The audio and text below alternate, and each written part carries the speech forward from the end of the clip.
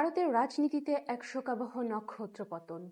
মহারাষ্ট্রের উপমুখ্যমন্ত্রী এবং এনসিপি নেতা অজিত পাওয়ার আর নেই। এক ভয়াবহ বিমান দুর্ঘটনায় প্রাণ হারিয়েছেন ভারতের প্রভাবশালী এই রাজনীতিক।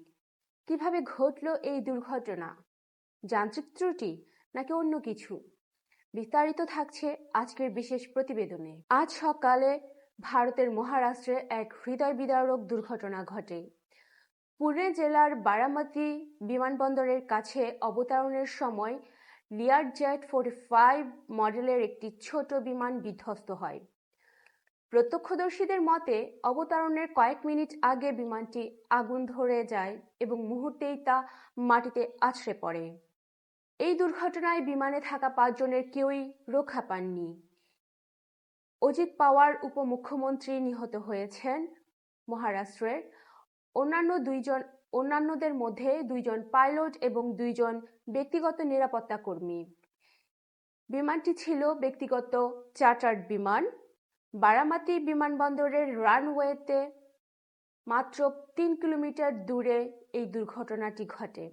দুর্ঘটনার সময় এনসিপি প্রধান শারদ পাওয়ার এবং সুপ্রিয়া সুলে বাজেট অধিবেশনের জন্য দিল্লিতে অবস্থান করছিলেন।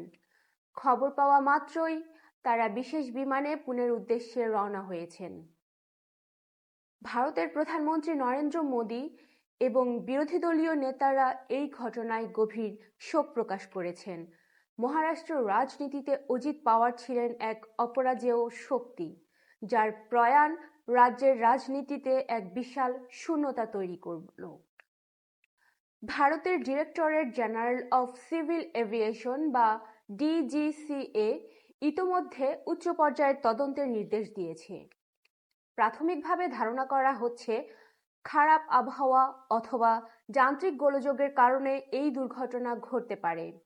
ব্ল্যাক বক্স উদ্ধার করা গেলে দুর্ঘটনার প্রকৃত কারণ জানা সম্ভব হবে।